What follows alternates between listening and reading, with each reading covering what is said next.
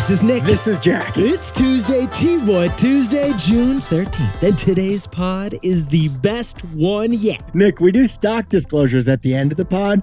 Can I do a voice disclosure right now, though? Hit me, Jack. My voice is still completely shot from the wedding this weekend. I didn't want to say anything, but you sound like a mature Aretha Franklin. Let's go with that. A little bit softer now. A little bit softer now. It's like a Katy Perry with a little bit of ASMR. It's hopefully temporary. I think it looks good on you. I think we should roll with it. First story, what do we got, Jack? Delivery pizza surged during the pandemic, but now delivery has gone cold. Because frozen pizza is eating delivery pizza. For our second story, JPMorgan Chase is paying $290 million to settle their Jeffrey Epstein lawsuit. Because the secret crime fighter you never think of is Frank from finance. And our third and final story is New York City. They're about to enact the first ever traffic tax. Surge pricing for commuting. But Yetis, before we hit that wonderful mix of stories. Just a fantastic mix of stories, Jack. I love the mix. To quote singer-songwriter Neil Sedaka, breaking up is hard to do. The tissues, the tears, the takedowns. Jack, there is nothing fun about a breakup. Nothing good about a breakup. But Yetis, breaking up with your boss? Ooh, that one's complicated, Jack. Well, there is a startup in Japan that will break up with your boss for you. Get this. This Japanese startup will break up with your boss like a boss for you. This company is called Exit, and its business model is quite simple. Yeah. Basically, you pay them money and they quit your job. For $144, this company will orchestrate the perfect quitting for you. For $144, they are designing your resigning. This startup, Exit, it'll choose the perfect day for you to exit, and it'll craft the perfect letter to say goodbye. Then they'll call your boss and handle the tough conversation all on your behalf. I just want to say, on behalf of my client, that these past 8 weeks have been the best in my career. And they're going to be like, what is it exactly you say you do here? My client says they'll never forget the mentorship you provided. But Yetis, we should sprinkle on a little context here. This company, they've got a wait list of over 10,000 workers who want them to quit for them. 10,000 people are waiting to quit without the confrontation. It's basically like a quitting consultant. They quit while you banana split. Now, Jack and I were thinking about this yesterday, and we were like, you know what? This kind of makes sense. Yeah, you hired a recruiting firm to get the job. So you should hire a breakup firm to leave the job. So for T-Boy Tuesday, Yetis, we want to know from you. What is the worst part of quitting a job? And would you pay a consultant $144 to avoid those things? Actually, more specifically, how much would you pay a consultant for the coordination of your resignation? For designing your resign. Yetis, we want to know. Hit us up at TBoyPod on Insta and Twitter. Nick, let's hit those 3 stories. 15 years before this song, 2 boys from the Northeast met in the dorm. They had an idea that caused a cultural storm. It's the best one yet, but the best is the norm. Jack, Nick, that's it. I don't even think they need to practice. 50%, that's a fat tip. T-Boy City on your at-list. If you know, you know, cause we ready to go. We can't wait no more, so just start the show. Start the show.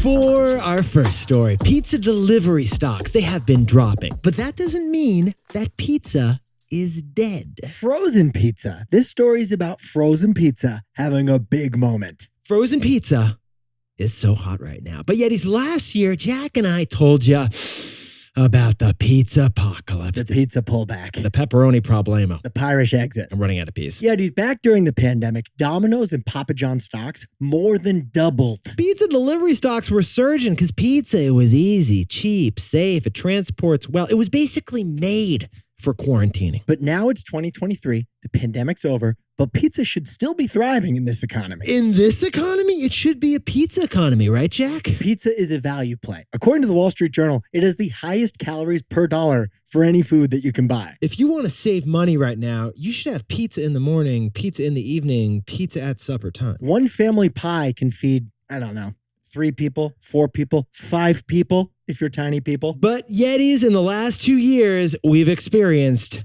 a pizza apocalypse. Domino's and Papa John's sales have started falling, and both of their stocks are down by 45% from their highs in 2021. And it's a pretty clear reason why. We're all facing a little bit of pizza fatigue, aren't we, Jack? We're not afraid to dine out at restaurants anymore, But we are sick and tired of paying a $5 delivery fee plus $5 of tips and $5 of fee fees. But here's the news. Get this, Yetis. The biggest threat to delivery pizza is actually frozen pizza. Jack and I jumped in T-Boy style. It turns out frozen pizza is eating fresh pizza for lunch, like literally and figuratively. Shout out to the Red Baron, whose pizza has been feeding the Kramer family since like 1992. If you cut Jack's brother in half, you will see slices of Meat Lovers pizza. Yeah, we're actually 1% meat lovers. Get this, Yetis. Grocery numbers just came out, and it turns out the frozen aisle is selling a lot of pizzas. While sales of delivered pizza from the big chains have been falling, sales of frozen pizza are up by 9% in the past year. It's not delivery. It is DiGiorno. It is DiGiorno. Like it is. That is DiGiorno doing this. Now, the main reason frozen pizza sales are up, it's the price. Yeah, they got the price down. Like Jack, a Domino's 14-inch ultimate pepperoni pizza delivery in New Jersey. What's that going to cost you? After all the fees, it's $25. However, the price of a DiGiorno's pepperoni pizza, what's that going to cost you? Your local Stop and Shop, $8. It's a third the price. It's like they pulled off the Manhattan Project of pizza. But Nick, frozen pizza is not just cheaper. No. Have you noticed frozen pizza is getting fancier and kind of nice? That's the interesting dichotomy here. Like fancy restaurants during the pandemic, they started selling their frozen pizzas, didn't they, Jack? One of Vermont's best pies, American Flatbread, you can find those frozen pies anywhere in the grocery aisle across all of New England. Jack, before we recorded this show, I went downstairs in the Ferry Building, pulled out a Delfina frozen pizza, an award-winning pizza that we can eat tonight. Plus, this is Jack. I now have an air fryer. So do 60% of U.S. homes, which makes the market for premium frozen pizza even better. 60% of Americans have air fryers. You're going to go with a premium frozen pizza in that thing. And it's going to come out pretty good. That's why Nick and I think we're approaching pizza parity. Frozen pizza can be just as good as fresh pizza, and the numbers are backing it up. Regardless of what your taste buds think. Even if you're a super taster. So, Jack, what's the takeaway for our buddies over in the pizza industry? Sometimes it's not what you consume, but how you consume it. Yetis, this new data, it reveals that last year's pizza apocalypse was a fear that was mislabeled. There wasn't a problem with pizza. The problem was with delivery. You're not quarantined anymore. You're sick of the delivery fees. You're expecting higher quality. All that was the problem. So we're not eating less pizza. We're just eating pizza in a different way. Which means we have to be careful when we interpret data. Sometimes it's not what you're consuming, but how you're consuming it. And that is why frozen pizza is having a moment. The product didn't change. The behavior did. It's not delivery. It is DiGiorno. It is DiGiorno. For our second story, JPMorgan Chase. The bank is paying the victims of Jeffrey Epstein a whopping $290 million.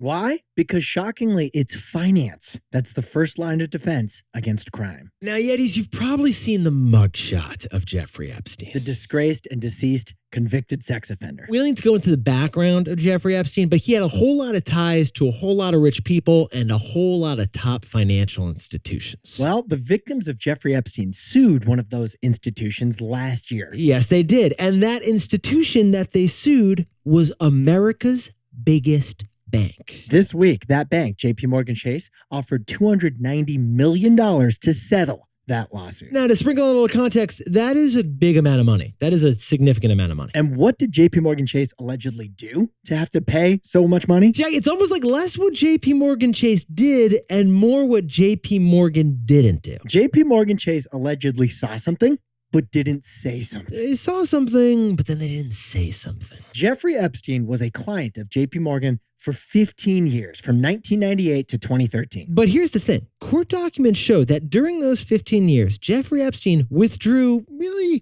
huge amounts of cash. He routinely made cash withdrawals of $40,000 to $80,000 several times a month.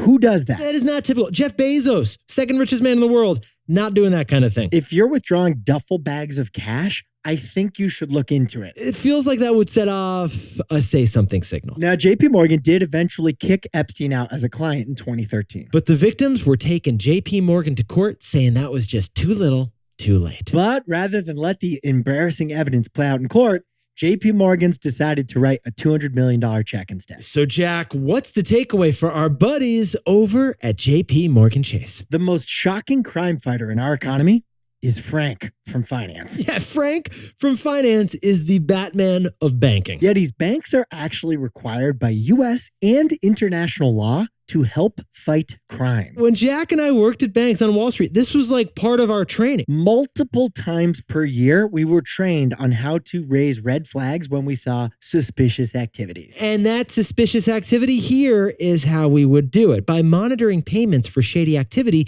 you're supposed to alert law enforcement if you work at a bank. Now, let's say your client spent $17.99 a month on Hulu. That is not suspicious, Jack. Okay, let's say you notice your client bought the deluxe collection of Nickelback albums. That is distasteful, but also not suspicious. All right, let me try this one. What if your client is withdrawing huge amounts of cash on a regular basis or wiring money to anonymous accounts in the Cayman Islands? Well, Jack, that would be both distasteful and suspicious. And if you come across that as a banker, you're legally required to alert compliance and possibly investigate. In fact, if it is a very suspicious situation, you're supposed to alert the FBI. Because the most shocking crime fighter in our economy, it's finance people. The crime fighter who you never think of, it's Francine in finance. And now a word from our sponsor, ExpressVPN. So Jack and I, we both work at a co-working space. And sometimes we whip up a takeaway from a coffee shop on the way to work. And sometimes we craft a story from a flight at 30,000 feet. And sometimes we record the show from a hotel during a buddy's wedding. But there's one thing we do no matter where we are prepping this podcast. We use a VPN. In fact, for a few years now, we've used ExpressVPN. Yetis, when you log into an unencrypted Wi-Fi, your online data, it's just not secure. So anytime we're away from home, we open the ExpressVPN app and we click on. ExpressVPN, it creates a secure encrypted tunnel between your device and the internet so that hackers can't steal your data. We wouldn't want someone stealing our podcast stories, and we don't want someone stealing our personal data. We would not want someone stealing our podcast stories. Secure your online data today at expressvpn.com/tboy and get 3 extra months free. That's expressvpn.com/TBOY. expressvpn.com/tboy. Mudwater. Yetis, Jack and I took a couple econ classes together back when we were in college. Yeah, we did. And the key to an economic study is to isolate a variable. Well, Jack and I both isolated one variable when we tried Mudwater. We kept the rest of our lives the same, but we switched from coffee to Mudwater. Okay, frankly, Mudwater, simply the best coffee alternative. It just is. Sip a hot cup of Mudwater in the morning, get the energy you need without the caffeine rush. Mudwater, it's made of 4 adaptogenic mushrooms and Ayurvedic herbs. You can add half and half, you can add honey, you can even add butter, which is my favorite. Jack, can I drop the pro tip? We got that pro tip? What do you got? Okay, maple syrup in the Mudwater. That's what I do. Maple Mudwater. I like it. Yetis, we ran an economic study on our bodies by isolating what's in our mugs. And we liked the results. So go to mudwater.com/tboy to support the show and use code TBOY for 15% off. mudwtr.com/tboy and use code TBOY for 15% off your order. For our third and final story, Manhattan Island, New York City, south of 60th Street, is about to get America's first traffic tax. Economists love the plan. Yes, they do. The bridge and tunnel crowd hates it. Yes, they do. Yetis, New York City is the biggest city in the United States. Also the slowest city in the United States. Jack, when I was 10, I had a nightmare about getting from Chelsea Piers to the Upper East Side. The taxi made a left on 10th Avenue. We were stuck forever. If you're walking on the sidewalk, you have to move incredibly fast. Best walking city. Amazing walking city. But if you're in a vehicle, good luck. Well, looking at just part of Manhattan, south of Central Park, get this. 700,000 cars enter that area every single day. There are more cars entering in a single day to Lower Manhattan than the entire population of the state of Vermont. And Jack, if you try to squeeze 700,000 cars into that tiny 10 square miles, what are you going to get, Jack? You're going to get traffic. Yeah, you're going to get traffic. We're not geometrists, but that is going to lead to some traffic. And that's why the average speed traveled by cars south of 60th Street in New York City is 7 miles an hour. I think we need to talk about this for a second and pause the pod, Jack. Jack, do you know what the speed of a walking person is? 3 miles an hour? So basically, if you're in a car in New York City,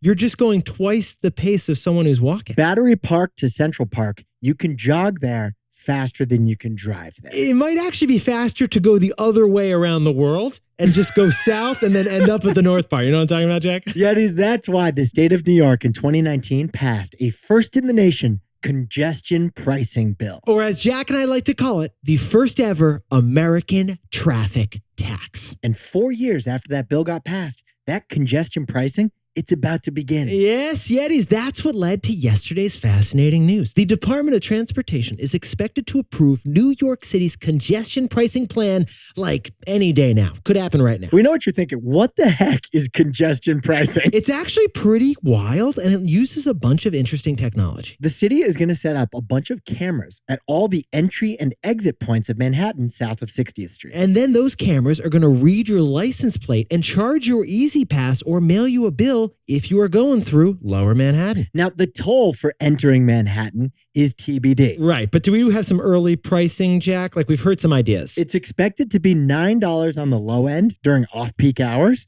and up to $23 on the high end if you try to enter Manhattan at like 5 o'clock. Jack, that's like 3 Lenny sandwiches right there. You can get a lot of pastrami for that price, my friend. Yetis, this is surge pricing, but for vehicle commuters. This is the first ever American traffic tax. Now, it's the first ever American traffic tax, but it's not the first one in the world. Because the supporters of this pricing plan point to a lot of success stories that have already happened. London has a congestion pricing bill, Stockholm has congestion pricing. and so does Singapore. Now, New York City plans to use the toll money that they get from this plan and invest that in public transportation. They're going to upgrade the subway cars. They're going to add a little razzle-dazzle to the Long Island Railroad, aren't they, Jack? A little sprinkle-dinkle to the Union Square 456. 456, you're still looking fantastic. So, Jack, what's the takeaway for our buddies over in New York City? New Jersey hates this plan, but economists love it. Now, Yetis, here's how Jack and I like to think about this. Who pays the price for New York City's chronic traffic? It's not just the people stuck in the cars. It's also the people outside of the cars. Exactly. It's the pedestrians, the residents, the physical businesses that are suffering from the various forms of pollution that traffic creates. Pollution can come in many forms. And for traffic, it's danger that you might get hit by a car. It's incessant horn honking. True. It's exhaust coming out of those tailpipes. But congestion pricing reduces that pollution by financially incentivizing public transportation. If you're commuting into Manhattan and you're not taking the subway, the train, or the bus, you're going to get punished with a $9 to $23 fee. Now, Jack, who is most opposed to this New York traffic tax? New Jersey. Yeah, it's New Jersey. Both senators and the governor there are outspoken critics of this plan. Gabagool gonna have a problem with this thing. They represent car-driving commuters, and they've asked the president to block the plan. So at the end of the day, the bridge and tunnel crowd hates paying a traffic tax. But economists love it because it makes the polluters pay for their pollution. Jack, and you and that sultry voice over there, whip up the takeaways for us. You did great. You did fantastic. Yetis, we are approaching pizza parity. Pizza delivery is down while frozen pizza is up. Because it's not what you're consuming, but how you're consuming it. For our second story, JPMorgan Chase is paying $290 million to end the lawsuits from Jeffrey Epstein survivors. Because Frank and Francine from finance are actually crime fighters. And our third and final story is Manhattan. It's soon to get America's first congestion pricing, or as we call it, a traffic tax. New Jersey hates it, but economists love it. Hey, I'm walking here. No, but seriously, I am walking here. I don't want to pay If the you tax. want to stop and look up at the buildings, get out of the way. Now, time for the best fact yet. This one sent in by bookkeeper Kelsey Black from lovely Austin, Texas. Push and play. Here we go. Hey, besties and yetis, this is Kelsey Black from Austin, Texas. I have an unbelievable best fact yet. In 1942, a company of Polish troops befriended a bear they named Wojtek. Wojtek was enlisted as a private in the unit and was qualified to carry heavy ammunitions and quickly became a positively adore-bear celebrity. Wojtek was eventually discharged with full benefits, and now he lives on in posterity in various movies, documentaries, and the best facts yet. I feel under a tremendous amount of pressure to make a pun. I think Kelsey just used up all the bear species on us there, Jack. So I think we're off the hook. I think we're totally off the hook. I really can't think of anything. No, I really can't. I have no other bears to mention. I tried Polar Jack, but it's not working. It's just not working. Yetis, you look fantastic for T-Boy Tuesday. And remember, if you would pay someone to quit your job for you, we want to know how much you would pay for that thing. How much would you pay for coordination of your resignation? Oh, Jack, even better. If you would like Jack and me to quit for you on the pod, we could maybe whip up a little something in the shout-out section. That'd be a new shout-out category. Are we sure we want to get into this? And how much are we going to charge? Jack and I got to discuss it. In the meantime, hit us up at T-Boy Pod. At T-Boy Pod on Instagram and Twitter. If you know, you know.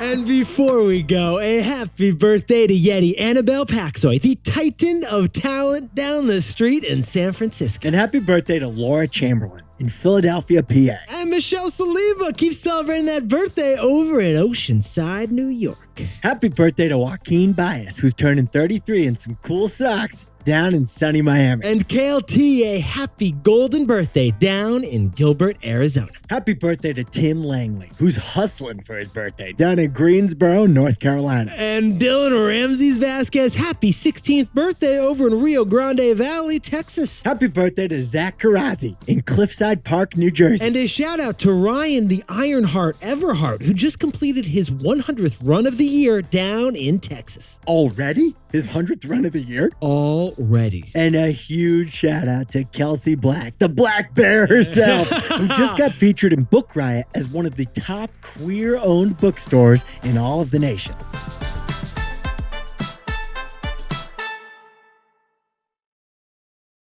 So funny when you and I were just like, I know in your head you were like, black bear, no. Brown bear, no. Polar bear, no. I was mostly thinking about grizzly. She already said, I was yeah, like, like how grizzly. can I I'm like, incorporate grizzly, nothing even rhymes with grizzly.